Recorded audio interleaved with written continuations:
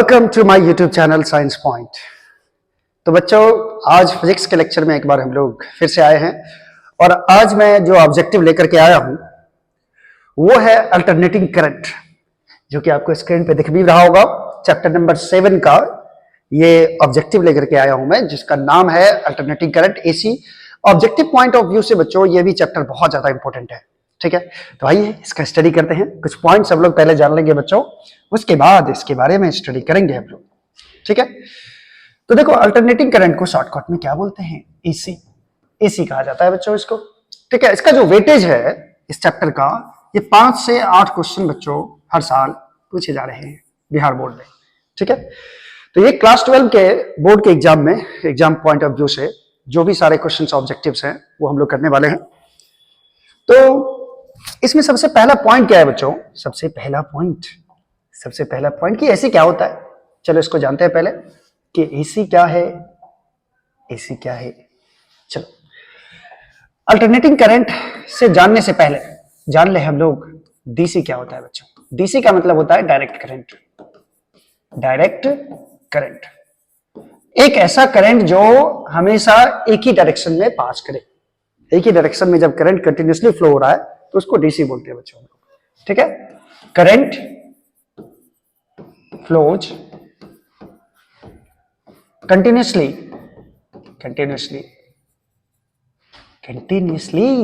In single direction.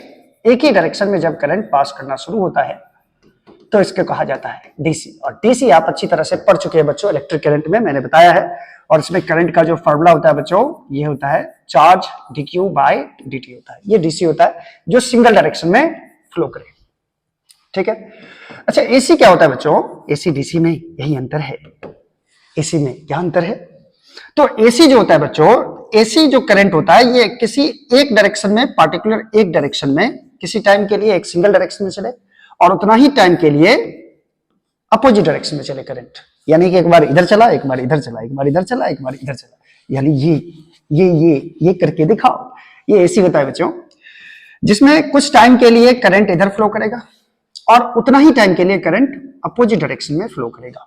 इसको बोलते हैं एसी। एक्चुअली में एसी में क्या होता है बच्चों, एसी डीसी में मेन जो डिफरेंस है आप देखोगे कि जैसे मान लो कोई रेजिस्टेंस लिया मैंने और इसको जोड़ दिया मैंने किसी डीसी सोर्स से। तो डीसी सोर्स का मतलब होता है किसी सेल से जोड़ दिया, किसी सेल से इसको जोड़ दिया, ठीक है। अब बच्चों, वायर में हर जगह करंट, ये इलेक्ट्रॉन होता है वायर में, फ्री इलेक्ट्रॉन्स हर जगह होंगे, हर जगह फ्री इलेक्ट्रॉन होंगे।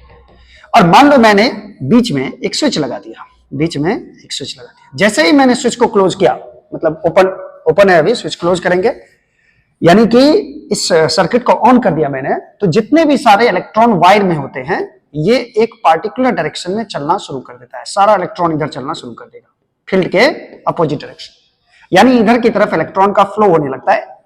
एक्चुअल में फ्लो होता है इलेक्ट्रॉन का, ठीक है, जिसके कारण करंट का डायरेक्शन जानते ही हो, इलेक्ट्रॉन के फ्लो के विपरीत माना जाता है। यानी डीसी में एक्चुअल में इलेक्ट्रॉन अपने जगह से उठ के कंटिन्यूअसली चलता रहता है। लेकिन एसी में क्या होता है बच्चों? एसी में अगर मैं इसी रेजिस्टेंस को किसी एसी सोर्स के साथ छोड़ दूं, एसी सोर्स के साथ, तो एसी का सिंबल ये होता है बच्चों, ये ऐसे लिख दिया जाता है, ठीक है। अब इसमें क्या होता है? इसमें भी तो फ्री इलेक्ट्रॉन्स होंगे, इसमें भी वायर में बहुत सारे फ्री इलेक्ट्रॉन्स होंगे, लेकिन इस बार बच्चों ये फ्री इलेक्ट्रॉन पूरे वायर में मूव नहीं करेगा, ऐसे मूव नहीं करने जाएगा। ये इलेक्ट्रॉन क्या करता है? अपने ही स्थान पे एक बार इधर जाता है, एक बार इधर आता है, यानी ये मोशन इलेक्ट्रॉन का होता रहता है। इसी कारण करंट का बार बार डायरेक्शन चेंज होता है। एक ही बार में सारा इलेक्ट्रॉन इधर गया, फिर इधर आया, फिर इधर गया, फिर इधर आया, यानी ये मोशन इलेक्ट्रॉन अपने ही स्थान पे, हर इलेक्ट्रॉन अपने ही स्थान पे वाइब्रेट करना शुरू करता है। अगर इलेक्ट्रॉन की संख्या काफी ज्यादा होती है, अगर एक इलेक्ट्रॉन इधर मूव किया तो ये सारे इलेक्ट्रॉन को धक्का देकर इधर मूव करा देगा, यानी ये वाइब्रेशन चलता रहता है एसी में। दोनों में मेजर डिफरेंस यही है, ठीक है। यानी एसी में क्या बोले आपको कि एक पार्टिकुलर डायरेक्शन में करंट किसी टाइम के लिए चलेगा और उसके उल्टा डायरेक्शन में सेम टाइम के लिए करंट पास करेगा, दैट इज कॉल्ड एसी। तो चलिए, ये चैप्टर को मैं सिर्फ रिवीजन करा रहा हूं बच्चों, जैसे कि आपको ऑब्जेक्टिव बन जाए, ठीक है। और इसको पूरा फुल डिटेल्स में नहीं जाएंगे, नहीं तो ये चैप्टर हो जाएगा, फिर ऑब्जेक्टिव कब करेंगे हम लोग, ठीक है। चलो, एसी करंट का देखो बच्चों, इक्वेशन क्या होता है एसी करंट का इक्वेशन। अब इक्वेशन का मतलब क्या? क्या इसको हटा देता हूं। चलो एसी का इक्वेशन लिखो, इक्वेशन ऑफ एसी करंट। इसका जो इक्वेशन होता है बच्चों करंट का, तो मान लो वोल्टेज अप्लाई किया गया V बराबर V naught sine omega T, ठीक है, और इसके कारण करंट का जो इक्वेशन आता है मान लो I बराबर I not sine omega T आया। अब इसमें क्या है, V नॉट क्या है, I नॉट, इसको जान लो, ठीक है। सबसे पहले समझो इस बात को कि ये I नॉट जो होता है बच्चों, इसको पिक वैल्यू ऑफ करंट कहा जाता है, पिक वैल्यू ऑफ करंट, ठीक है। और ये जो आप I का वैल्यू निकाले हो, ये कहलाता है इंस्टेंटेनियस करंट, इंस्टेंटेनियस करंट, यानी ये किसी पार्टिकुलर टाइम पे करंट कितना होगा इसका वैल्यू देता है। ओमेगा को कहा जाता है angular frequency of current, angular frequency, ठीक है, ओमेगा बोलते हैं। और ओमेगा का वैल्यू क्या होता है बच्चों, 2 पाई एफ, याद रखिएगा 2f पाई या 2 पाई एफ होता है। एफ होता है सिंपल, इसको फ्रीक्वेंसी कहा जाता है, एंगुलर नहीं, सिर्फ फ्रीक्वेंसी, जो कि टाइम पीरियड का उल्टा होता है। और टाइम पीरियड में और ओमेगा में क्या रिलेशन होता है, टी बराबर होता है 2 पाई बाई ओमेगा होता है, और ये जो फ्रीक्वेंसी होता है ये टाइम पीरियड का उल्टा होता है, ठीक है। सेम चीज इसमें भी होगा बच्चों, जैसे आई को मैंने कहा इंस्टेंटेनियस करंट, तो वी को मैं बोलूंगा इंस्टेंटेनियस वोल्टेज, इंस्टेंटेनियस वोल्टेज। ये पिक वैल्यू ऑफ वोल्टेज है और ओमेगा यहाँ पे वोल्टेज का फ्रीक्वेंसी है। क्लियर है ये चीज, क्लियर है। चलिए तो हम लोग इंस्टेंटेनियस करंट का इक्वेशन भी समझ गए, ठीक है। चलिए आगे बढ़ते हैं। अब आगे बढ़ने के लिए इसको तो मिटाना पड़ेगा।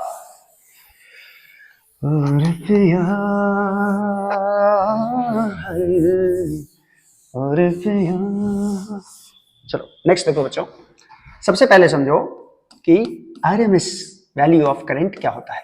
कुछ टर्म है, इसको लिखते जाओगे, फॉर्मूला जरूर लिखोगे बच्चों, आरएमएस वैल्यू ऑफ करंट, ठीक है।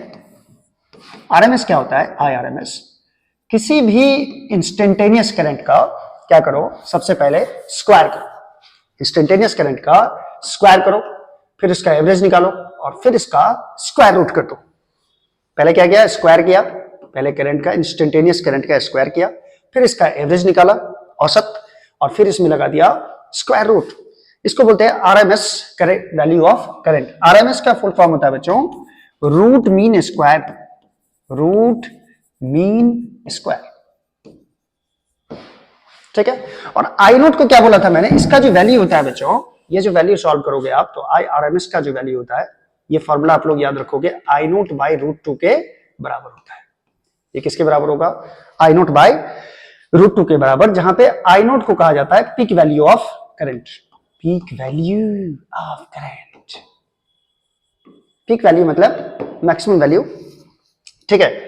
और आईआरएमएस का मतलब root mean square current, IRMS को बोलते हैं रूट मीन स्क्वायर करंट, ठीक है। ये रिलेशन होता है आरएमएस में और पीक वैल्यू ऑफ करंट में, ठीक है। एक और करंट हम लोग डिफाइन करेंगे, एक और करंट सर, एवरेज। देखो एक चीज मैं और आपको बता दूं, उसी तरह आरएमएस वोल्टेज निकालोगे वीआरएमएस, तो इसका भी फॉर्मूला वही होगा बच्चों, आई नोट के बदले यहाँ वी नोट आ जाएगा, वी नोट बाय कितना हो जाएगा, root 2, peak value of voltage divided by root 2 होता है, ठीक है। कुछ फॉर्मूला है, उसको याद रखना है आपको। चलिए नेक्स्ट है क्या बच्चों कि एवरेज वैल्यू क्या होता है, average value of AC, alternating current का एवरेज वैल्यू क्या होगा। जैसे मान लो करंट का एवरेज निकाले, आई एवरेज लिखो इसको, या फिर आई के ऊपर में ऐसे बार आई बार लिखो, या फिर आई को ऐसे लिखो, ये एवरेज करंट है। एवरेज करंट होता है बच्चों 2 by pi I note, 2 by pi I note, यानी एवरेज करंट में और पिक वैल्यू में ये रिलेशन होता है, 2 बाई पाई आई नोट के बराबर होता है। ये फॉर्मूला भी आपको याद रखना है, एवरेज करंट का ये फॉर्मूला होता है। उसी तरह एवरेज वोल्टेज जो होता है बच्चों, ये होता है 2 बाई पाई वी नोट के बराबर। करंट का वैल्यू याद है आपको, तो वोल्टेज में भी आपको याद रखना है, वोल्टेज की वैल्यू यही होगा, एवरेज वोल्टेज का, ठीक है। और सबसे पहली बात कि आरएमएस करंट जो होता है बच्चों, ये डिफाइन होता है फुल साइकिल के लिए, defined for full cycle. Full cycle का क्या मतलब है, अगर आप करंट और वोल्टेज का ग्राफ खींचोगे, मान लो आई और टी का, तो आई बराबर आई नोट साइन ओमेगा टी का ग्राफ ये आता है, आई बराबर आई नोट साइन ओमेगा टी का ग्राफ, ठीक है। ये पॉजिटिव साइकिल हुआ और ये नेगेटिव साइकिल, ये पॉजिटिव साइकिल और इधर बनाओगे तो नेगेटिव साइकिल होगा, ठीक है। तो देखो बच्चों, इसमें क्या होता है कि ये जो है ये हाफ साइकिल है, ठीक है, और ये भी हाफ है, तो ये दोनों मिल करके फुल साइकिल होता है, ठीक है। अगर मैं 0 बोलूं यहां, तो यहाँ t/2 होगा और यहाँ t होगा। तो यहां से यहां तक के लिए आरएमएस वैल्यू डिफाइन होता है फुल साइकिल के लिए, जबकि एवरेज वैल्यू जो डिफाइन होता है बच्चों, defined for half cycle, for half cycle, ये हाफ साइकिल के लिए ही डिफाइन होगा, या तो पॉजिटिव हाफ साइकिल, या फिर इसको लिख दो ऐसे में, डिफाइंड फॉर पॉजिटिव हाफ या नेगेटिव हाफ साइकिल के लिए ही डिफाइन होगा, ठीक है। या तो एवरेज वैल्यू 0 से t/2 तक डिफाइन होगा, या t/2 से t तक। यदि मैं फुल साइकिल के लिए लूं, for full cycle, full cycle के लिए बच्चों एवरेज वैल्यू ऑफ करंट का मान 0 होता है, और वी एवरेज भी क्या होता है, 0 होता है। ये चीज आपको याद रखना है, फुल साइकिल के लिए 0 होगा, क्योंकि जितना प्लस हुआ उतना माइनस भी हो गया, तो टोटल एरिया निकालोगे तो 0 आ जाता है, ठीक है। तो ये हो गया रूट मीन स्क्वायर और एवरेज वैल्यू ऑफ करंट और वोल्टेज भी, ठीक है। चलिए आगे बढ़ते हैं, आगे क्लीन कर रहे, क्लीन हो जा। चलो नेक्स्ट देखते हैं बच्चों कि सर्किट एलिमेंट्स क्या है। Circuit elements of AC. बच्चों एसी का 3 सर्किट एलिमेंट है। सर्किट एलिमेंट कहा जाता है बच्चों जो एसी करंट को कंट्रोल करता है या एसी वोल्टेज को कंट्रोल करेगा, यानी उसको घटाएगा या बढ़ाएगा, तो ये काम होता है सर्किट एलिमेंट्स का, ठीक है। करंट को कंट्रोल करने के लिए, वोल्टेज को कंट्रोल करने के लिए 3 एलिमेंट यूज किया जाता है बच्चों। पहला रेसिस्टर, और रेसिस्टर का रेसिस्टेंस है R। दूसरा एलिमेंट होता है बच्चों कैपेसिटर, कैपेसिटर का कैपेसिटेंस मैंने मान लिया C। और तीसरा होता है बच्चों सर्किट एलिमेंट इंडक्टर। इससे भी ऑब्जेक्टिव आया बच्चों, इसको ध्यान में रखना है। इंडक्टर को हम लोग इंडक्टेंस निकालते हैं, जिसका वैल्यू होता है L के बराबर। क्लियर है ये चीज? क्लियर है? क्लियर। 3 सर्किट एलिमेंट है, resistor, capacitor and inductor. Resistor कैसा होता है जानते हो? ये होता है रेसिस्टर। कैपेसिटर ये होता है बच्चों जिसमें एक पॉजिटिव प्लेट दूसरा नेगेटिव प्लेट होता है, इसका रेजिस्टेंस R मान लिया, इसका कैपेसिटेंस C मान लिया। और इंडक्टर एक वायर होता है बच्चों जिसे ऐसे गोल गोल घुमा करके ये सर्पिल आकार में इसको दे दिया जाता है, ठीक है, जैसे स्प्रिंग का आकार होता है। जैसे मैं एक बड़ा सा वायर लूं और इसको घुमा के कॉइल बना दूं, कॉइल की तरह, तो कॉइल को ही एक्चुअली में बच्चों कहा जाता है क्या? इंडक्टर कहा जाता है, ठीक है। ये भी एसी करंट को कंट्रोल करता है, ठीक है। इसके बाद एक चीज और आपको जानना है, देखो फॉर डीसी क्या होता है, डीसी के लिए कौन किस तरह बिहेव करेगा। अगर मैं रेसिस्टर में, किसी रेसिस्टर में डीसी करंट दूं तो क्या होगा? तो रेसिस्टर जो होता है बच्चों फॉर डीसी, रेसिस्टर कंट्रोल, ये कंट्रोल करेगा, कंट्रोल डीसी, डायरेक्ट करंट को ये कंट्रोल करता है, यानी उसको घटा बढ़ा सकता है, ठीक है। यानी ये किसकी तरह बिहेव करेगा? ये रेसिस्टर एक रेसिस्टेंस की तरह बिहेव करेगा। किसके लिए? डीसी के लिए। लेकिन यही डीसी के लिए कैपेसिटर जो होता है बच्चों, कैपेसिटर, ये कैपेसिटर एक ओपन सर्किट की तरह बिहेव करता है, behaves like an open circuit. Open circuit का क्या मतलब हुआ? यानी इसमें डीसी देंगे तो कुछ देर के लिए करंट पास करेगा कैपेसिटर में। जैसे मान लो कि ये कैपेसिटर है, इसको मैंने जोड़ दिया एक सेल से, तो देखो बच्चों कैपेसिटर के बीच में जो मीडियम होता है वो इंसुलेटिंग मीडियम होता है, यहाँ करंट पास नहीं कर सकता है। तो कुछ देर तक तो ये नेगेटिव चार्ज यहाँ से फ्लो करेगा, जिसपे इलेक्ट्रॉन यहाँ जाके जमा हो जाएगा, जिसके कारण इस प्लेट पे पॉजिटिव चार्ज इंड्यूस हो जाएगा।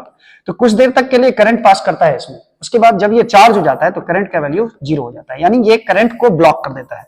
डीसी को क्या करेगा? ब्लॉक कर देगा। एसी को नहीं, डीसी को, याद रखना, डायरेक्ट करंट को ये क्या करेगा? ब्लॉक कर देगा। और ये ओपन सर्किट की तरह बिहेव करेगा। ऐसा लगेगा सर्किट बीच में टूट गया है, यानी करंट का रास्ता ये रोक दिया है, बीच में है ही नहीं कुछ, करंट कहां से पास करेगा, ठीक है। उसी तरह बच्चों बात करें अगर डीसी के लिए, इंडक्टर कैसा काम करेगा? इंडक्टर, तो इंडक्टर बच्चों ये सिंपल वायर की तरह काम करेगा, सिंपल वायर की तरह। ये कैसे? डीसी में जैसे मान लो कोई वायर है ऐसा, ठीक है, और इस वायर को मैं जोड़ दूं एक सेल से, हाँ ये क्या किया सर, प्लस माइनस हटा दिया, शॉर्ट सर्किट हो जाएगा, बिल्कुल होगा। और इसी वायर को अगर मैं घुमा के भी ऐसे लगा दूं तो भी ये रेसिस्टेंस का काम नहीं करेगा। अगर डीसी करंट इसमें डालोगे तो शॉर्ट सर्किट हो जाएगा और ये जल जाएगा। यानी ये एक सिंपल वायर की तरह काम करता है। जो कोई इंडक्टर है ये एक सिंपल वायर की तरह काम करेगा। इसको वायर को घुमा के डालो डीसी में या सीधा डालो, कोई फर्क नहीं पड़ता बच्चों, ये सिंपल वायर की तरह ही बिहेव करेगा। चलो इसको आपने जान लिया, ठीक है। सबसे पहले उसके बाद देखो, इसके बाद क्या है, ध्यान से देखते रहना, इस सबको नोट भी कर लो बच्चों, ये जो ज्यादा इंपॉर्टेंट है, ठीक है। उतना ही बता रहा हूं मैं जो ऑब्जेक्टिव के लिए बहुत ज्यादा जरूरी है। चलो नेक्स्ट देखते हैं बच्चों। नेक्स्ट क्या है, नेक्स्ट है बच्चों एसी सर्किट पढ़ते हैं। एसी सर्किट कितने तरह का एसी सर्किट होगा, एसी सर्किट। और इस एसी सर्किट में क्या क्या होता है, इस चीज को आपको ध्यान में रखना है। पहला हम बनाने जा रहे हैं आर सर्किट। आर सर्किट का मतलब होता है बच्चों, आर सर्किट का माने एक रेसिस्टेंस है, इसको मैंने किसी एसी सोर्स से जोड़ दिया, इस पे मैंने अप्लाई किया V बराबर V naught sine omega T, इतना वोल्टेज इस रेसिस्टेंस के अक्रॉस, रजिस्टर के अक्रॉस अप्लाई किया, ठीक है। अब इस रेसिस्टेंस में कुछ करंट पास करेगा, ठीक है। ऐसे में करंट का डायरेक्शन नहीं दिखाते हैं बच्चों, करंट का डायरेक्शन बार बार चेंज होता रहता है, इंस्टेंटेनियस करंट हम दिखा सकते हैं। अच्छा, इसमें करंट जो फ्लो करेगा बच्चों, तो डायरेक्टली जानते हो V बराबर IR होता है, तो I बराबर क्या हो जाएगा, I बराबर V बट्टा R हो जाएगा। और करंट फ्लो होगा, ओम्स लॉ लगा सकते हैं यहाँ पे, तो ये हो जाएगा V naught sine omega T by R, ये हो जाएगा। और इसी V नॉट बाय R को कह दिया जाता है I बराबर I not sine omega T. यानी ये वोल्टेज अप्लाई करने से ये करंट हम लोगों को मिला। इसमें देखो साफ साफ देखो, इस दोनों के बीच में कोई भी फेज डिफरेंस नहीं है, यानी करंट और वोल्टेज के बीच का जो फेज डिफरेंस होगा बच्चों, फेज डिफरेंस कैसा होगा सर, फेज डिफरेंस फाई होता है बच्चों, और ये वैल्यू क्या है, 0 के बराबर। याद रखना है आपको, प्योर रेसिस्टिव सर्किट में यानी आर सर्किट में, प्योर रेसिस्टिव का मतलब होगा सिर्फ आर सर्किट में। आर सर्किट में वोल्टेज और करंट के बीच का जो फेज डिफरेंस होता है वो क्या होता है, 0 होता है। यानी अगर मैं इधर की तरफ करंट को दिखाऊं, इधर की तरफ करंट को दिखाऊं, ठीक है, तो बच्चों वोल्टेज भी इधर ही होगा, वोल्टेज भी क्या होगा, इधर ही होगा। दोनों के बीच का एंगल कितना हो गया, 0 डिग्री हो गया, ठीक है। इसको बोलते हैं हम लोग बच्चों फेजर डायग्राम। इसको क्या बोलते हो, फेजर डायग्राम। अगर इसी पढ़े होगे तो पता होगा आपको, ये फेजर डायग्राम होता है, ये आर सर्किट के लिए होता है। चलो दूसरा देखना है बच्चों, दूसरा सर्किट है सी सर्किट। सी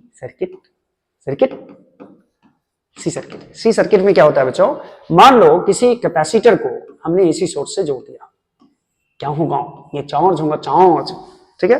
एसी सर्किट से इसको जोड़ दिया, मान लो एसी वोल्टेज इसमें अप्लाई किया, E बराबर V naught sine omega T, ठीक है।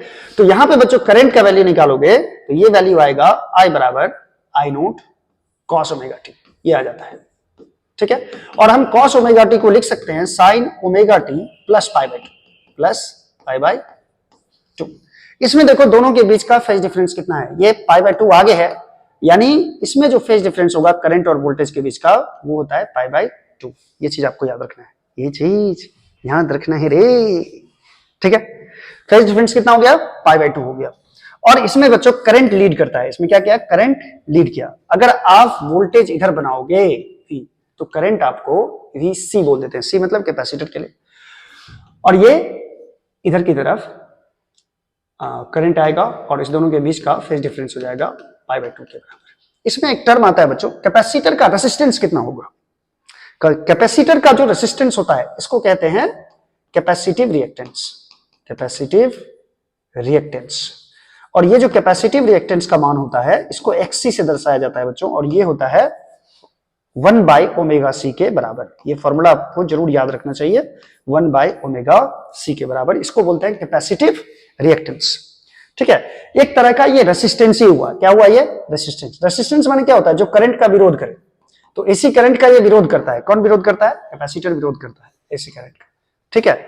यानी एसी करंट को कंट्रोल करता है, कितना कंट्रोल कर पाएगा, that is called capacitive reactance, ठीक है। कितना अपोजिशन पैदा किया, एसी करंट को फ्लो होने में कितना अपोजिशन क्रिएट किया, that is called capacitive reactance. इसका फॉर्मूला होता है 1 बाय ओमेगा C। ओमेगा क्या है जानते हो, एंगुलर फ्रीक्वेंसी, और C क्या है यहाँ पे बच्चों, कैपेसिटेंस। C क्या है इसका, कैपेसिटेंस है, 1 बाय ओमेगा C।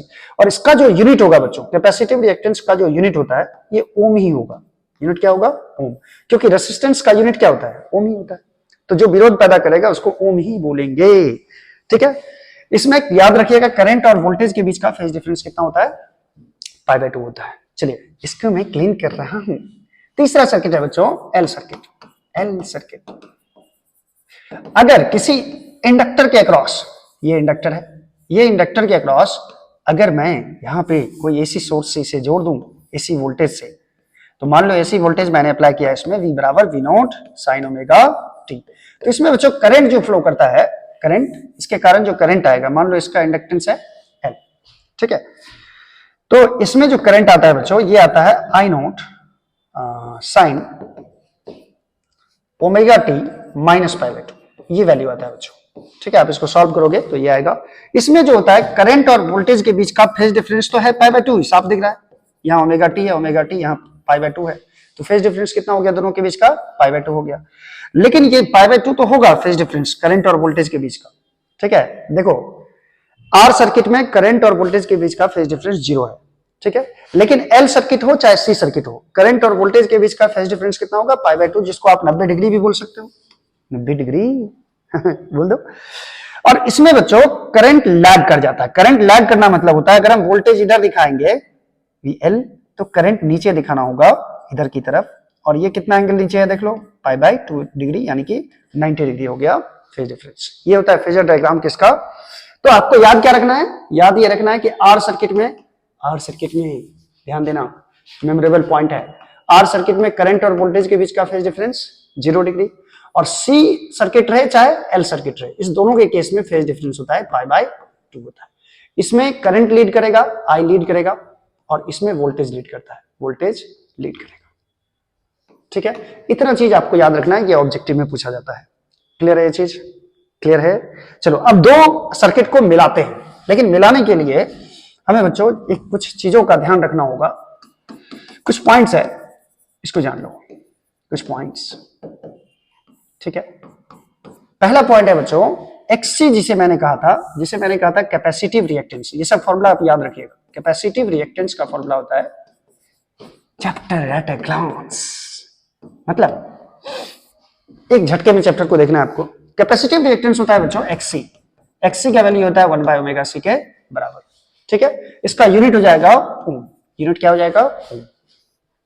अच्छा, दूसरा होता है बच्चों, दूसरा होता है इंडक्टिव रिएक्टेंस। अभी मैंने इंडक्टर बनाया था, इंडक्टर भी क्या करता है, ये करंट का विरोध करता है, तो इसका इंडक्टिव रिएक्टेंस क्या होगा, इंडक्टिव रिएक्टेंस। तो बच्चों इंडक्टिव रिएक्टेंस जो होता है ये होता है XL के बराबर, और XL का वैल्यू होता है ओमेगा L के बराबर। L क्या है, इंडक्टेंस, L क्या है, इंडक्टेंस, ओमेगा है एंगुलर फ्रीक्वेंसी ऑफ AC, ठीक है। इसका भी यूनिट क्या होगा बच्चों, ओम ही होगा, ठीक है। देखो कैपेसिटर कितना विरोध किया AC को फ्लो होने में, that is called capacitive reactance. उसके बाद इंडक्टर कितना विरोध किया करंट को फ्लो होने में, इसको बोलते हैं इंडक्टिव रिएक्टेंस। इसका फॉर्मूला है ओमेगा L के बराबर। डायरेक्ट फॉर्मूला ही आता है बच्चों, बिहार बोर्ड के एग्जाम में ज्यादा टफ क्वेश्चन नहीं आता है, बहुत ही इजी आता है। उसके बाद है बच्चों रिएक्टेंस। रिएक्टेंस का मतलब होता है कि C यानी कैपेसिटर और इंडक्टर, ये दोनों मिला करके AC करंट का कितना विरोध किया फ्लो होने में। मान लो एक सर्किट है ऐसा जिसमें C भी है L भी है, तो दोनों विरोध करेगा, कैपेसिटर भी विरोध करेगा, इंडक्टर भी विरोध करेगा। जितना विरोध करेगा दैट इज कॉल्ड रिएक्टेंस, ठीक है। रिएक्टेंस को X से नोट करते हैं, और इसका फॉर्मूला होता है बच्चों XL माइनस XC के बराबर। यानी रिएक्टेंस हो जाता है XL का मान हो जाएगा ओमेगा L के बराबर, और XC का मान हो जाएगा 1 बाय ओमेगा C के बराबर, ठीक है। चौथा होता है बच्चों रिएक्टेंस के बाद इंपीडेंस। इंपीडेंस इसको समझना क्या, आप पढ़ चुके हो मैं हिंट दे रहा हूं। इंपीडेंस को Z से नोट करते हैं। अब ये क्या है, तो इंपीडेंस जो होता है बच्चों, ये रेसिस्टेंस, कैपेसिटर और इंडक्टर तीनों मिल करके करंट का विरोध कितना किया। कौन कौन देख लो, तीनों जो सर्किट एलिमेंट है, रेसिस्टेंस, कैपेसिटर और इंडक्टर, ये तीनों मिलकर AC करंट का कितना विरोध किया, उसको बोलते हैं हम लोग इंपीडेंस। Z का फॉर्मूला याद रखना है आपको, Z बराबर होता है √R² प्लस X², ठीक है। और R² प्लस X² का मतलब हो गया, R मतलब तो रेसिस्टेंस है, और X मतलब ये रिएक्टेंस है, ये रिएक्टेंस। और X का फॉर्मूला क्या है देख लो, XL माइनस XC का होल स्क्वायर, ये वैल्यू होता है बच्चों, ठीक है। उसके बाद करंट और वोल्टेज के बीच का जो फेज डिफरेंस होता है उसको भी हम लोग डिफाइन करते हैं, फेज डिफरेंस। फेज डिफरेंस कैसे निकालते हैं, ये रेडीमेड मेथड है बच्चों किसी भी सर्किट को सॉल्व करने के लिए, ठीक है। फेज डिफरेंस फाई से नोट करते हैं इसको, करंट और वोल्टेज के बीच का फेज डिफरेंस निकाला जाता है। तो 10 फाई का फॉर्मूला आपको याद रखना है, ये होता है X बाय R के बराबर, 10 फाई का। और 10 फाई का मतलब हो गया बच्चों, X का मतलब हो गया XL माइनस XC, जो कि रिएक्टेंस है। X क्या है, XL माइनस XC जो कि रिएक्टेंस है और R यहाँ पे रेसिस्टेंस है, ये 10 फाई का वैल्यू होता है। ठीक है, या इसको भी आप याद रख सकते हो 10 फाई बराबर x बाय r। अब देखो इस दोनों फॉर्मूला को याद रखने का एक तरीका है, इस दोनों का एक ट्रायंगल बनाओ, एक राइट एंगल ट्रायंगल बनाया कि नहीं बनाया। ठीक है, इसमें हम इसको एंगल को फाई मान लेते हैं, इसको x, इसको r और इसको z। अब देखो z बराबर क्या होगा, z बराबर क्या होगा root under X square plus R square, और 10 फाई का मान इस ट्रायंगल में निकालोगे तो क्या होगा x बाय r के बराबर। क्लियर है ये चीज, क्लियर है? चलो इसे नोट कर लिया जाए, नोट कर लिया जाए, यही सब ऑब्जेक्टिव में आता है बच्चों, ये जितना भी फार्मूला है सब इंपॉर्टेंट है। ठीक है, अच्छा एक टर्म और पढ़ेंगे हम लोग। हाँ अब पढ़ते हैं बच्चों, 3 सर्किट पढ़ चुके थे, चौथा सर्किट है, मान लो आरसी सर्किट है। आरसी सर्किट का मतलब हो गया एक रेसिस्टर है और एक यहाँ पे कैपेसिटर इस लगा दिया, इसको एसी सोर्स से जोड़ दिया। ठीक है, आरसी। अब बच्चों इसमें समझना जरा, इसमें सबसे पहले रिएक्टेंस निकालोगे तो रिएक्टेंस होगा XL माइनस XC। तो भाई XL तो है ही नहीं, XL मतलब हो गया वो XL नहीं जो तुम लोग टी शर्ट जींस लेते हो, XL नहीं, ये XL का मतलब हो गया इंडक्टिव रिएक्टेंस। इंडक्टिव रिएक्टेंस का मतलब कोई इंडक्टर रहेगा तब ना, इसमें कोई इंडक्टर लगा है क्या, कोई कॉइल लगा है, नहीं लगा है, तो ये 0 हो जाएगा। और XC का फॉर्मूला 1/ωc होता है। इसका इंपीडेंस निकालोगे तो root under R square plus Z square आ जाएगा, ये sorry R square plus X square इसका फॉर्मूला होता है इंपीडेंस का, R square plus X square. देखो बच्चों जो थ्योरी जानते हो वो डायरेक्ट आप ऑब्जेक्टिव पे आप जा सकते हो, कोई दिक्कत नहीं है। ठीक है, चलो एक का मैं निकाल के दिखा देता हूं, बाकी भी सब ऐसा ही है। आर स्क्वायर प्लस एक्स का मतलब यहाँ पे आ गया -1/ωc, तो ये हो जाएगा -1/ωc का स्क्वायर, ये हो जाएगा इंपीडेंस का वैल्यू। उसी तरह इसमें करंट और वोल्टेज के बीच का फेज डिफरेंस फाई होगा, तो 10 फाई का वैल्यू हो जाएगा x/r, जो कि आएगा x का वैल्यू क्या आया बच्चों -1/ωc और नीचे में आ जाएगा r, ये फेज डिफरेंस दे देगा। इससे हम लोग ये निकाल सकते हैं कि कितना वोल्टेज अप्लाई करने से कितना करंट मिलेगा और करंट बैलेंस कैसे होगा, कंट्रोल कैसे होगा, ये निकालना होता है। उसी तरह से सर्किट, बहुत सारा सर्किट होता है बच्चों, एलसी सर्किट होता है, एलसी सर्किट में क्या होगा बच्चों, एक इंडक्टर रहेगा और एक कैपेसिटर रहेगा, इसको एसी सोर्स से जोड़ दिया जाएगा। और सेम प्रोसेस तुम इसके लिए भी कर सकते हो, ये सेम प्रोसेस है इसके लिए भी। ठीक है, अगर वोल्टेज अप्लाई किया गया V बराबर V naught sine omega T, तो इसमें कितना करंट फ्लो करेगा ये आप निकाल सकते हो इस फॉर्मूला से। फेज डिफरेंस क्या होगा ये भी निकाल सकते हो। चलो 6 नंबर है बच्चों, 6 नंबर एलसी हो गया, आरसी हो गया, एलआर सर्किट। एलआर में क्या होगा, एक इंडक्टर होगा और एक रेसिस्टेंस होगा, एलआर, और इसको जोड़ दोगे एसी सोर्स से तो सेम बिहेवियर यहां भी होता है। ठीक है, और 7वां सर्किट है बच्चों एलसीआर सर्किट। ठीक है, एलसीआर सर्किट में क्या होगा, एक इंडक्टर भी रहेगा, एक कैपेसिटर भी रहेगा और एक रेसिस्टेंस भी रहेगा, एलसीआर। इसको जोड़ दिया जाता है एसी सोर्स से और मान लो इसमें वोल्टेज अप्लाई किया गया V बराबर V naught sine omega T के बराबर।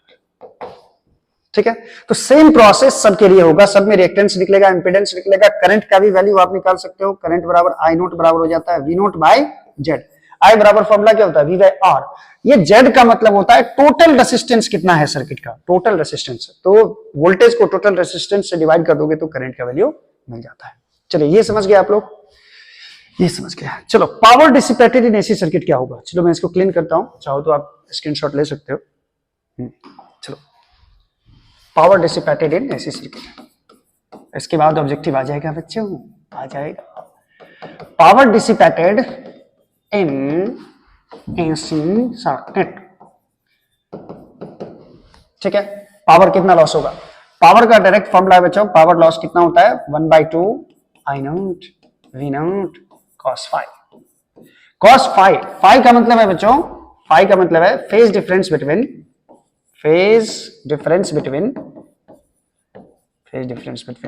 Current and voltage, between current and voltage. अच्छा रुको एक मिनट बच्चों, एक मिनट, सबको एक्सप्लेन करता हूं। ठीक है, इसको आप लिख सकते हो I naught by root 2 into V naught by root 2, root two multiply करोगे तो 2 आ जाएगा। ठीक है, cos phi। I naught by root 2 को बच्चों बोलते हैं IRMS, RMS value of current है I naught by root 2। V naught by root 2 क्या है, VRMS इंटू cos phi। ये भी पावर लॉस का फॉर्मूला है, IRMS VRMS cos phi। Power dissipated by AC circuit.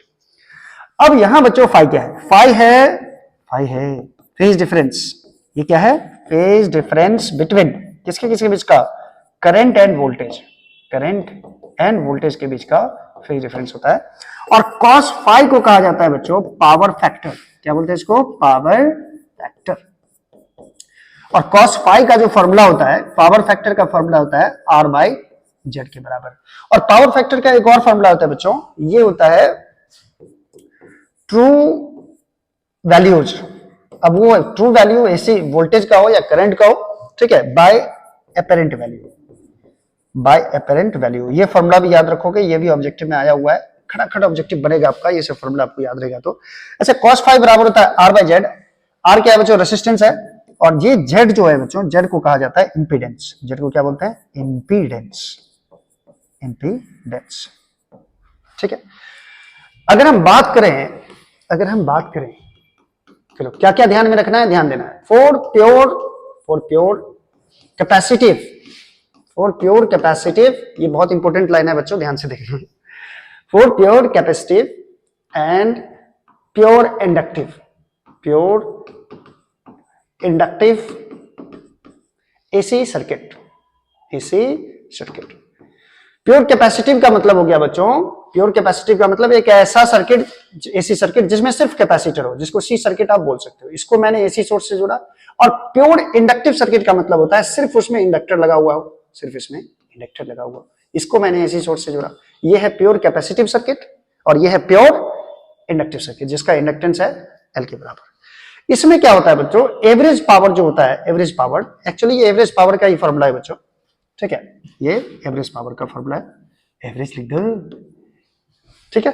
Average power full cycle के लिए define होता है।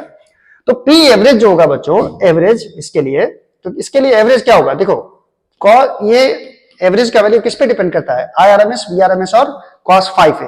कॉस फाई का मतलब हो गया, फाई मतलब क्या होता है? Phase difference. और आपको पता है कि प्योर कैपेसिटिव सर्किट में जो करंट और वोल्टेज के बीच का फेज डिफरेंस कितना होता है? 90 डिग्री। पता है आपको? बताया था मैंने। और फेज डिफरेंस इसमें भी, इंडक्टिव सर्किट में भी क्या होता है बच्चों? करंट और वोल्टेज के बीच का फेज डिफरेंस होता है 90 डिग्री, जिसको आप पाई बाय 2 बोल सकते हो। तो अगर मैं cos फाई का वैल्यू निकालूंगा तो cos 90 का वैल्यू निकालूंगा, और cos 90 क्या हो जाएगा? 0। तो एवरेज पावर इसमें क्या कंज्यूम होता है? 0 कंज्यूम होता है। और इस कंडीशन में जो करंट पास करता है बच्चों, इसको बोलते हैं हम लोग वाटलेस करंट। एवरेज पावर 0, यानी 0 वाट का बल्ब आपने देखा होगा बाथरूम में जो लगाते हैं, एक छोटा सा बल्ब, बोलते हुए वो बच्चों पावर कंज्यूम करता है, लेकिन उसका एवरेज पावर कंज्यूम जो करता है वो कितना करता है? 0 करता है। इसलिए उसको वाटलेस या 0 वाटलेस बल्ब भी बोलते हैं उसको, या 0 वाट का बल्ब भी बोलते हैं उसको। एक्चुअली होता नहीं है, कुछ ना कुछ पावर कंज्यूम करेगा बच्चों, ठीक है। ये प्योर इंडक्टिव सर्किट में या प्योर कैपेसिटिव सर्किट कोई पावर कंज्यूम नहीं करेगा। इसका मतलब पावर कंज्यूम सिर्फ और सिर्फ एसी में कौन करता है? रेसिस्टेंस। अगर प्योर रेसिस्टिव सर्किट है, प्योर रेसिस्टिव सर्किट रहेगा बच्चों, तो उसके लिए एवरेज पावर 0 नहीं होगा, वो कुछ ना कुछ पावर लॉस होगा, क्योंकि प्योर आर सर्किट में जो करंट और वोल्टेज के बीच का फेज डिफरेंस होता है बच्चों, वो 0 होता है। और cos 0 कर दोगे, यहाँ पे cos 0 1 होता है, जो कि मैक्सिमम वैल्यू है। तो ये एवरेज पावर जो कंज्यूम करता है प्योर रेसिस्टिव सर्किट, वो मैक्सिमम होता है। यानी प्योर आर सर्किट ही सिर्फ, यानी रेसिस्टेंस ही जो होता है जो एवरेज पावर को कंज्यूम करता है, लेकिन प्योर कैपेसिटर और प्योर इंडक्टर जो रहेगा वो एवरेज पावर कितना कंज्यूम करेगा? 0 कंज्यूम करेगा। चलो, इतना आपने जान लिया। एक टर्म हम लोग और जानेंगे बच्चों, चलो इसको नोट कर लो जरा, ये बहुत इंपॉर्टेंट है। इसमें हर एक लाइन ऑब्जेक्टिव है, फॉर्मूला भी और ये सब भी, प्योर रेसिस्टिव प्योर कैपेसिटिव के लिए क्या होगा, ये सब भी। चलो नेक्स्ट करते हैं। नेक्स्ट है बच्चों रेजोनेंस या रेजोनेंट। रेजोनेंस फ्रीक्वेंसी क्या होता है? रेजोनेंस फ्रीक्वेंसी क्या होगा? ठीक है। रेजोनेंट का कंडीशन कब डेवलप होता है बच्चों? जब किसी सर्किट में कैपेसिटिव रिएक्टेंस का मान इंडक्टिव रिएक्टेंस के बराबर हो जाए, यानी XC = XL के बराबर हो जाए, तो ऐसे कंडीशन को बोलते हैं रेजोनेंस। इसको बोलते हैं कंडीशन को रेजोनेंस।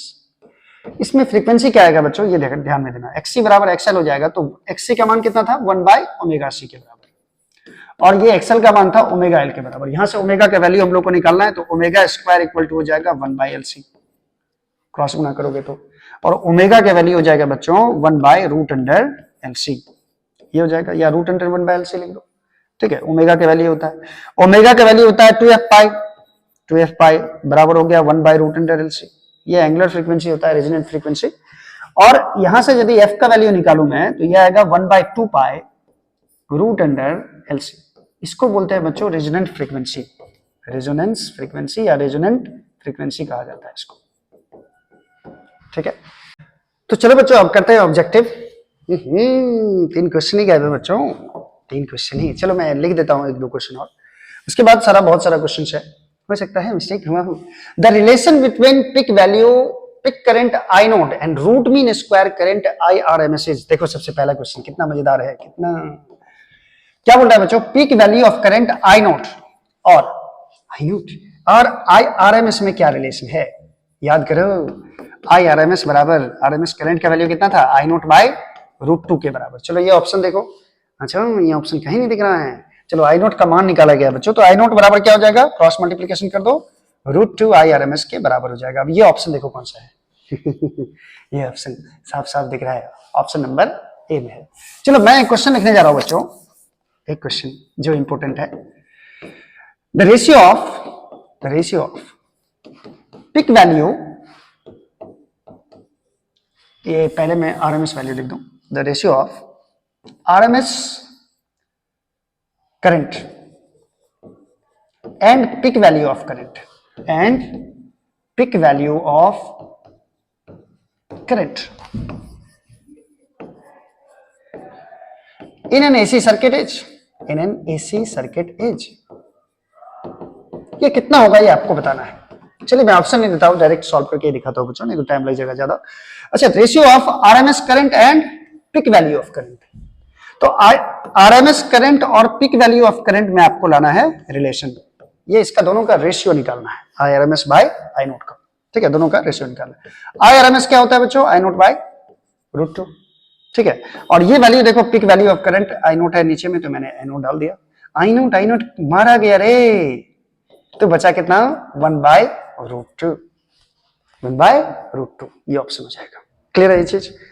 चलिए आगे बढ़ते हैं बच्चों, आगे का ऑब्जेक्टिव ऐसा नहीं होगा, ठीक रहेगा, आई होप कि ठीक रहेगा। चलो नेक्स्ट देखते हैं बच्चों, नेक्स्ट है 4 number question. Hot wire ammeter measure, hot wire ammeter जो होता है बच्चों, वो क्या मेजर करता है। ठीक है, तो मैंने एक चीज आपको बताना भूल गया, क्या बताना भूल गया सर, आप यही काम करते हैं, भूल जाते हैं। हॉट वायर इंस्ट्रूमेंट जो यूज किया जाता है बच्चों, देखो AC के लिए, DC को मेजर करने के लिए, डायरेक्ट करंट को मेजर करने के लिए अमीटर यूज होता है, अमीटर। ठीक है, और हॉट वायर अमीटर जो होता है बच्चों, हॉट वायर अमीटर, ये AC करंट कितना फ्लो कर रहा है इसको मेजर करने के लिए, AC करंट को मेजर करने के लिए हॉट वायर अमीटर यूज किया जाता है। एवरेज, तो ये कौन सा हॉट वायर अमीटर को क्या मेजर करेगा, पिक वैल्यू मेजर करेगा, एवरेज वैल्यू मेजर करेगा, RMS वैल्यू मेजर करेगा, या क्या मेजर करेगा बच्चों, ये RMS वैल्यू मेजर करता है। ठीक है, ये ऑप्शन सी हो जाएगा इसका। चलो नेक्स्ट देखो, if an equation of an electric current is I = 0.6 sin 100 pi t and frequency of electric current is, अच्छा ये देखो बच्चों, ये कौन सा क्वेश्चन आ गया, ये तो सही है। चलो मैं आगे भी थोड़ा क्वेश्चन देख लूं, ये है या पूरा नहीं, पूरा रे, हाँ बिल्कुल है, बिल्कुल है, अब गड़बड़ नहीं है बच्चों, अब गड़बड़ नहीं है, अब सब सही है। चलो देखो, तो नेक्स्ट क्वेश्चन क्या है बच्चों, कि if an equation of electric current is 0.6 sin 100 pi t, the frequency of electric current is. ठीक है, अगर मान लो कोई AC सर्किट में इतना करंट पास कर रहा है, तो फ्रीक्वेंसी क्या होगा, करंट का फ्रीक्वेंसी क्या होगा। तो चलो देखो इसमें क्या दिया हुआ है बच्चों, I बराबर 0.6 sin 100 pi t, इतना दिया हुआ है। अब देखो इसको मैं कंपेयर कर देता हूं, I बराबर I note sine omega t से। अब साफ साफ देखो, साइन और t को छोड़ दो, जरा साइन और t को छोड़ दो, तो देखो ओमेगा के बदले क्या आ रहा है, 100 पाई। कंपेयर करो दोनों को, आई नोट के बदले 0.6 आ रहा है, ओमेगा के बदले 100 पाई आ रहा है, ओमेगा के बदले 100 पाई आ रहा है। अब बच्चों इसमें क्लियर नहीं किया है कि कौन सा फ्रीक्वेंसी पूछ रहा है। ठीक है, तो फ्रीक्वेंसी जो अगर निकालोगे f का मान, तो ओमेगा बराबर होता है 2 पाई f, फ्रीक्वेंसी पूछ रहा है, तो ये हो जाएगा 100 पाई के बराबर। तो एफ का वैल्यू यहाँ पे निकालो, एफ यही है फ्रीक्वेंसी एसी का। तो ये हो जाएगा 100 पाई बाय 2 पाई और ये कट के आपको देगा 50, यानी फ्रीक्वेंसी कितना हर्ट्ज हो गया, 50 हर्ट्ज हो गया एसी करंट का। यानी आंसर हो जाएगा बच्चों ऑप्शन नंबर बी। अच्छा, the ratio of peak value of and RMS value of AC, देखो ये मैंने बताया भी था, अभी बताया था बच्चों। पिक वैल्यू इसमें पहले आरएमएस ले रहे थे हम लोग, लेकिन इसमें देखो पिक वैल्यू का यानी आई नोट और आरएमएस वैल्यू का यानी आई आरएमएस, इस दोनों का रेशियो कितने के बराबर होगा। जो मैंने इससे पहले क्वेश्चन बताया था आपको, उसका जस्ट उल्टा है। आई आरएमएस का वैल्यू क्या होता है बच्चों, आई नोट बाई √2। तो आई नोट गया, √2 किधर चला जाएगा, ऊपर, यानी इस दोनों का रेशियो कितना हो जाएगा बच्चों, √2 के बराबर, जो कि ऑप्शन नंबर बी होगा। ये था 6 नंबर क्वेश्चन का आंसर। चलिए नेक्स्ट देखते हैं। नेक्स्ट क्या है सर, 7 नंबर क्वेश्चन। ठीक है, 7 number, the peak value of AC is 440 volt. Peak value 440 volt है, वर्चुअल वोल्टेज पूछ रहा है बच्चों। वर्चुअल वोल्टेज का मतलब ही होता है आरएमएस वोल्टेज। क्या होता है, आरएमएस। वर्चुअल और आरएमएस एक ही बात है, ठीक है। चलो वी आरएमएस पूछ रहा है, जबकि पिक वैल्यू दे दिया है, यानी वी नोट का वैल्यू दे दिया है बच्चों 440 वोल्ट। वी नोट का वैल्यू कितना, 440 वोल्ट, ठीक है। और आपसे पूछा जा रहा है वी आरएमएस का वैल्यू कितना होगा। आरएमएस वोल्टेज होता है बच्चों वी नोट बाय √2 के बराबर, और वी नोट का वैल्यू दे रखा है 440 के बराबर बाय √2। और इसको मैं लिख लूं 440, सॉरी, इसको मैं 220 इंटू 2 लिख सकता हूं, 220 गुने 2, और 2 को मैं लिख दूं √2 गुने √2। कोई दिक्कत है, बट्टा में है √2 मारा गया, 220 √2 वोल्ट आएगा बच्चों आरएमएस वैल्यू, ठीक है। 220 √2 देखो ऑप्शन में किधर है, आंख तो होगा ही, देख लो ऑप्शन नंबर सी। क्लियर है। चलो नेक्स्ट देखो बच्चों, 8 number question, the root mean square value of AC of equation I equal to 60 sin 100 pi T. अगर ऐसा इक्वेशन है किसी एसी करंट का, तो इसमें आपसे पूछा जा रहा है कि peak value, root mean square value क्या होगा, रूट मीन स्क्वायर वैल्यू। सबसे पहले बच्चों इसको कंपेयर करो, आई बराबर आई नोट साइन ओमेगा टी से। इसको यदि मैं कंपेयर करूं तो साइन को छोड़ दो, साइन से पहले है 60 और इधर क्या है आई नोट, यानी आई नोट का वैल्यू निकल गया कितना, आई नोट का वैल्यू कितने के बराबर हो जाएगा, 60 के बराबर। और यही मुझे काम भी था, आई नोट का वैल्यू 60 के बराबर है। क्लियर है। अब देखो बच्चों, अब देखो यदि मैं यहां से आई आरएमएस निकालू, आई आरएमएस, तो आई आरएमएस का वैल्यू हो जाएगा आई नोट बाय √2 के बराबर। मुझे लगता है मैंने अपडेटेड वाला नहीं भेजा, इसीलिए यहाँ पे चलो कोई बात नहीं। आई नोट बाय √2, आई नोट का वैल्यू है 60 बाय √2, आई नोट का वैल्यू 60 है। अब 60 को लिख सकता हूं 30 इंटू √2 डिवाइडेड बाय हो जाएगा √2, दैट इज आंसर हो जाएगा बच्चों 30 √2, जो कि ऑप्शन में मुझे कहीं नजर नहीं आ रहा है। और मैं यहाँ √2 लगा दूं रे, नन ऑफ दिस रहता तो मार भी देता बच्चों। ये 30 √2 हो जाएगा, यानी ऑप्शन नंबर बी करेक्ट है बच्चों। क्लियर है। चलो 9 नंबर क्वेश्चन है बच्चों, mean value of AC in a full cycle is. याद करो, मीन वैल्यू मतलब होता है एवरेज वैल्यू, और एवरेज वैल्यू ऑफ करंट या एवरेज वैल्यू ऑफ वोल्टेज किसके लिए डिफाइन होता है बच्चों, ये सिर्फ हाफ साइकिल के लिए डिफाइन होता है, हाफ साइकिल के लिए। फुल साइकिल में इसका वैल्यू क्या होता है बच्चों, 0 होता है। फुल साइकिल में क्या हो जाएगा, वैल्यू 0 हो जाएगा, एवरेज करंट का वैल्यू 0 हो जाता है, बताया था मैंने, याद करो। तो मीन वैल्यू हो जाएगा इसका 0 के बराबर। चलो 10 नंबर क्वेश्चन देखो, the frequency of AC in India is, the frequency of AC in India is. AC का फ्रीक्वेंसी इंडिया में कितना है बच्चों, ये चीज याद रखना आपको। एसी का जो इंडिया में फ्रीक्वेंसी है एनसीईआरटी के हिसाब से, अब तो इससे ज्यादा हो गया, 50 हर्ट्ज। यूएसए यूज करता है, यूएसए अमेरिका 100 हर्ट्ज के फ्रीक्वेंसी वाला करंट, एसी करंट यूज करता है। अब इंडिया में भी है बच्चों, लेकिन एनसीईआरटी के हिसाब से 50 हर्ट्ज होगा एसी का फ्रीक्वेंसी इंडिया में। चलो नेक्स्ट क्या याद रखना है, नेक्स्ट क्या, 11 नंबर क्वेश्चन देखो, for DC capacitor behaves as. बहुत ही अच्छा क्वेश्चन है। देखो डीसी के लिए कैपेसिटर किस तरह का बिहेव करता है। अगर डीसी किसी कैपेसिटेंस को या कैपेसिटर को एक सेल से जोड़ दिया जाए, तो कुछ देर तक इसमें बच्चों करंट पास करता है, और उसके बाद ये रास्ता को ब्लॉक कर देता है, ठीक है। यानी ये इस दोनों कैपेसिटर के बीच के प्लेट के बीच में गैप होता है, और गैप होगा तो ये ओपन की तरह काम करेगा, ओपन सर्किट की तरह काम करेगा। यानी आपको याद रखना है, डीसी के लिए कैपेसिटर जो है ये ओपन सर्किट की तरह काम करेगा। चलिए for DC inductor behaves as. Inductor क्या होता है, इंडक्टर एक वायर लो, इसको गोल गोल गोल गोल गोल गोल मोड़ दो, ठीक है, मैंने गोल गोल गोल गोल मोड़ दिया, ता ये इंडक्टर है। ये एक सिंपल वायर की तरह काम करता है, मैंने बता रखा है, एक सिंपल वायर की तरह काम करता है। किसके लिए? जब इसमें डीसी जाएगा तो, ठीक है। तो ए में रेसिस्टेंस है, बी कैपेसिटेंस, इंडक्टेंस, ये सिंपल वायर की तरह काम करेगा, यानी ऑप्शन नंबर डी करेक्ट है बच्चों। क्लियर? 30 नंबर क्वेश्चन है, the circuit elements of N AC is, या आर, याद करो सर्किट एलिमेंट्स कितने बताए थे मैंने? 3 बताए थे, रेसिस्टर, कैपेसिटर और इंडक्टर, 3 बताए थे। देखो कौन कौन ऑप्शन है, रेसिस्टर भी है, कैपेसिटर भी है, इंडक्टर भी है, यानी कि ऑल ऑफ दिस, ये तीनों बच्चों हैं क्या? सर्किट एलिमेंट्स कहलाते हैं। 14 नंबर क्वेश्चन देखो, कैपेसिटिव रिएक्टेंस, याद करो कैपेसिटिव रिएक्टेंस एक्ससी का वैल्यू होता है 1/ω/c के बराबर। देख लो कौन सा फॉर्मूला इसमें सूट करेगा, A B C D, D option में मुझे 1/ω/c दिख रहा है बच्चों, ठीक है। ये कैपेसिटिव रिएक्टेंस होता है, बहुत ही छोटा छोटा क्वेश्चन है, देखो फॉर्मूला याद रहेगा तो आप क्वेश्चन इजीली कर सकते हो, ठीक है। इंडक्टिव रिएक्टेंस, इंडक्टिव रिएक्टेंस होता है बच्चों XL, याद करो XL, और XL का फॉर्मूला क्या था? ω/L। इंडक्टिव रिएक्टेंस का फॉर्मूला क्या होता है? ω/L के बराबर, और ये पहला ऑप्शन ही दिख रहा है, ठीक है। चलिए 15 नंबर क्वेश्चन है बच्चों, if N alternating current circuit the phase difference between current and voltage is V is 5, the wattless component of current is. देखो वाटलेस कंपोनेंट करंट क्या क्या होता है कि करंट का ऐसा कंपोनेंट जो पावर कंज्यूम नहीं करे, पावर कंज्यूम नहीं करे। इसके लिए देखो बच्चों पूछ रहा है कि इसमें वाटलेस कंपोनेंट ऑफ करंट क्या होगा। तो मान लो कि एसी करंट, कोई ऐसी सर्किट है जिसमें वोल्टेज और करंट के बीच का जो फेज डिफरेंस है मान लो ये 5 है, ठीक है। अब आई का हम 2 कंपोनेंट यहां निकाल सकते हैं, आई का 2 कंपोनेंट कौन कौन? एक कंपोनेंट वोल्टेज के क्रॉस और दूसरा कंपोनेंट वोल्टेज के परपेंडिकुलर। तो इधर जो बच्चों कंपोनेंट होगा ये होगा I cos phi, जो कि आएगा वोल्टेज के साथ, और ये जो होगा I sin phi हो जाएगा, I sin phi। I sin phi और वोल्टेज के बीच का एंगल कितना होगा? देखो तो I sin phi और वोल्टेज के बीच का 90 होगा, ये π/2 होगा।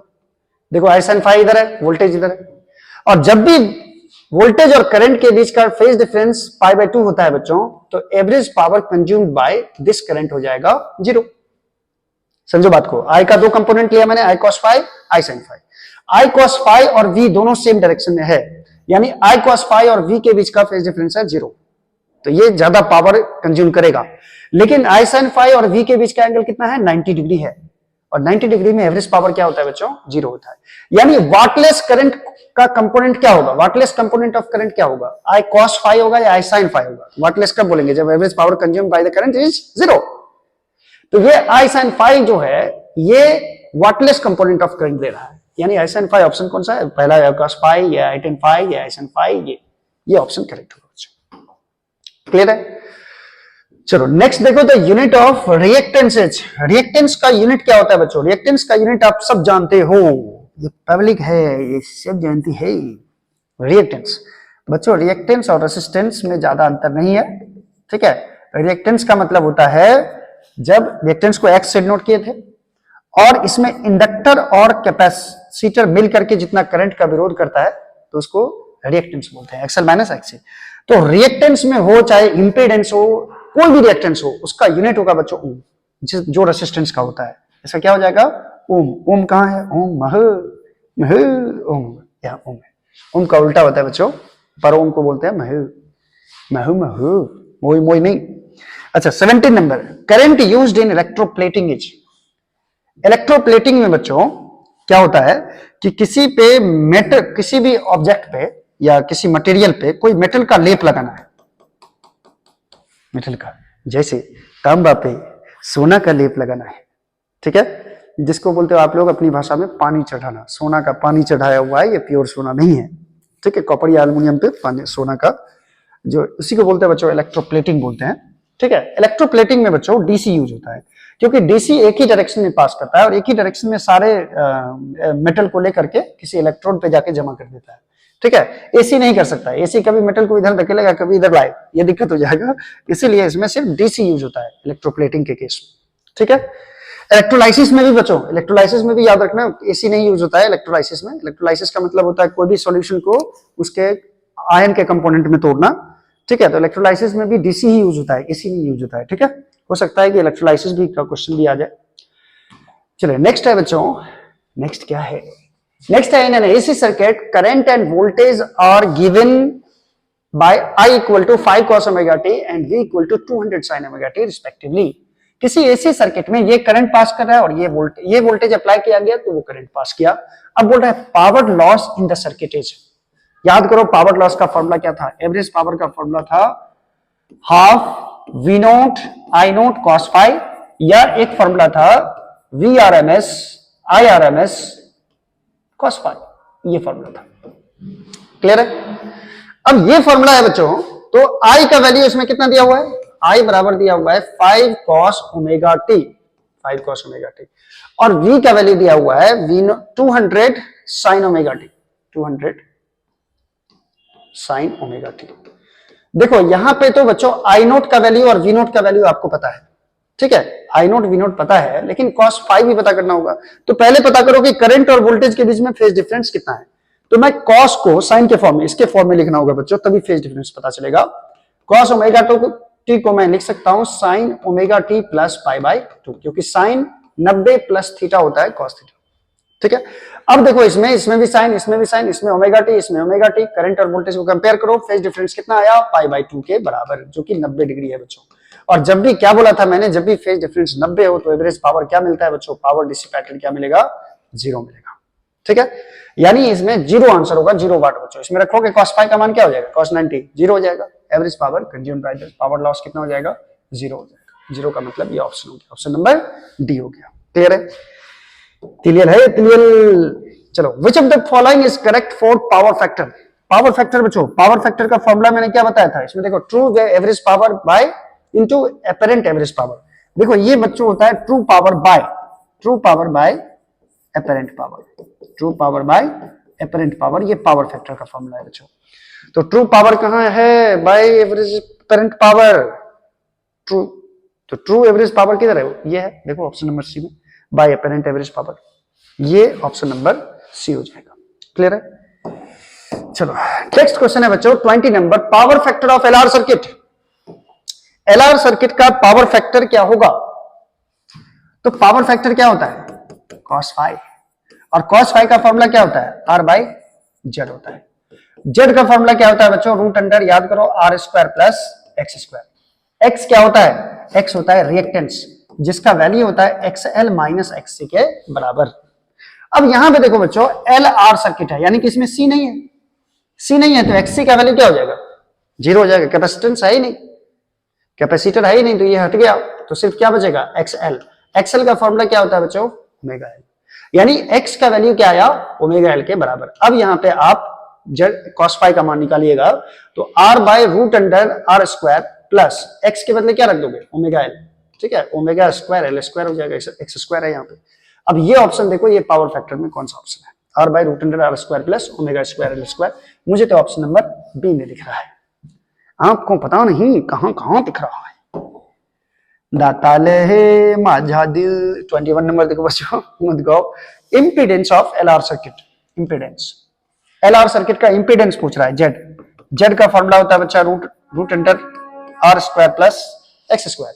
और अभी मैंने आपको बताया बच्चों कि ये जो फॉर्मूला है, ये जेड किसके लिए निकाल रहे हैं, एलआर सर्किट के लिए। यहां पे भी हम लोग एलआर सर्किट के लिए जेड का वैल्यू निकाले। जेड का वैल्यू ये आया root under R square plus X square, यानी रूट अंडर क्या आया देखो तो, root under R square plus omega square L square. ये फॉर्मूला देखो बच्चों कौन सा है, ये तो ऑप्शन नंबर ए में ही दिख रहा है, ये ऑप्शन नंबर ए करेक्ट हो जाएगा। चलो 22 नंबर क्वेश्चन देखो बच्चों, if phi is the phase difference between AC voltage and EMF then the value of power factor is. देखो करंट और वोल्टेज यानी ईएमएफ वोल्टेज ही हुआ बच्चों, इस दोनों के बीच का फेज डिफरेंस है फाई, तो पावर फैक्टर क्या होता है, तो पावर फैक्टर तो अभी देखो ना, cos फाई का फॉर्मूला क्या लिखे थे, r बाय जेड होता है। एक्चुअली में cos फाई को ही कहा जाता है बच्चों पावर फैक्टर। देखो इसमें cos फाई कहां है, tan phi, cos square phi, sin phi, ये है cos phi, option number D हो जाएगा। क्लियर है ये चीज, जितना मैंने आपको थियरी बताया उसी से रिलेटेड क्वेश्चन है बच्चों, ठीक है, इसको ध्यान से देखते रहेगा। सांस की जरूरत है जैसे, dimensional formula of RC circuit is, मतलब आरसी का डायमेंशन पूछ रहा है बच्चों, आरसी। अगर डायमेंशन पूछ रहा है तो डायमेंशन ऐसे आप लिख सकते हो, आर। और C का वैल्यू होता है बच्चों Q बाय V के बराबर, R into Q by V हो जाएगा। C बराबर फॉर्मूला होता है Q बाय V लिख दिया मैंने। अच्छा, और देखो Q और V का फॉर्मूला होता है IR, तो मैंने IR लिख दिया। डायमेंशन में आप कोई फॉर्मूला अप्लाई कर सकते हो डायमेंशन निकालने के लिए। R कैंसिल हो गया, क्या बचा Q बाय आई नहीं। अच्छा, Q को IT लिख सकते हो, Q बराबर IT, और यहाँ पे I हो जाएगा बच्चों, क्योंकि I फंडामेंटल क्वांटिटी होता है बच्चों, ठीक है। Q बराबर IT फॉर्मूला, I कट गया, क्या बचा T, और T मतलब होता है टाइम, और टाइम का डायमेंशन क्या होता है बच्चों T होता है, तो जिसमें सिर्फ T होगा वो डायमेंशन हो जाएगा T। ये है M0 L0 T-1। तो जब इसको यदि बच्चों मैं M में लिखूं MLT में, इसको ऐसे लिख सकता हूं M0 L0 T का पावर यहाँ 1 हो जाएगा। ये ऑप्शन देखो बच्चों, इसमें M0 L0 T-2, इसमें M0 L0 T0, यहाँ पे देखो M0 L0 T हो जाएगा, ये ऑप्शन हो जाएगा। क्लियर है। 24 नंबर क्वेश्चन देखो बच्चों, the expression for real average power in an AC circuit is, real average power कितना होगा, यानी एवरेज पावर का फॉर्मूला P एवरेज। पहले देख लो ऑप्शन में किस टर्म में दिया हुआ है, पिक वैल्यू में दिया है या आरएमएस में, आरएमएस में दिया है बच्चों। तो वी एवरेज का फॉर्मूला क्या है, V RMS into I RMS cos phi, ये फॉर्मूला है, इंटू कॉस फाई। तो V के बदले यहाँ पे बच्चों E यूज किया है, E मतलब ही वोल्टेज ही होता है, कोई दिक्कत नहीं है, ई आरएमएस आई आरएमएस कॉस फाई। ये ऑप्शन देखो कौन सा है, P एवरेज बराबर, इसमें तो ई आरएमएस है सिर्फ, इसमें आई आरएमएस है सिर्फ, ई आरएमएस आई आरएमएस कॉस फाई। ये ऑप्शन मुझे करेक्ट लग रहा है बच्चों। अच्छा, ये दोनों तो सेम ही ऑप्शन हो गया। सी और डी बच्चों ये दोनों सही है, कोई एक होना चाहिए कॉस फाई। मैं इसमें चेंज कर देता हूँ, तो साइन फाई लिख देता हूँ, ठीक है। ठीक है, दो ऑप्शन सेम हो गया ना, क्या करोगे, कोई एक ऑप्शन सही कर दो। क्लियर है। चलो, power factor is equal to, देखो कितना इजी क्वेश्चन है, power factor R by Z, Z by R. याद करो पावर फैक्टर का फॉर्मूला है R cos phi, cos phi का फॉर्मूला होता है R by Z, R by Z. Option कौन सा दिख रहा है आपको, ऑप्शन नंबर ए में दिख रहा है। चलिए नेक्स्ट है बच्चों, नेक्स्ट है 26 नंबर क्वेश्चन। 26 नंबर क्वेश्चन है, phase difference in LR circuit is, LR circuit याद करो, LR यानी एक इंडक्टर रहेगा और एक रेसिस्टेंस रहेगा LR, और इसको जोड़ दिया एसी सोर्स से, तो बोल रहा है कि इसमें करंट और वोल्टेज के बीच का फेज डिफरेंस क्या होगा। फेज डिफरेंस के लिए क्या बच्चों मैंने फॉर्मूला बताया था, tan फाई बराबर याद करो x बाय आर होता है, ठीक है।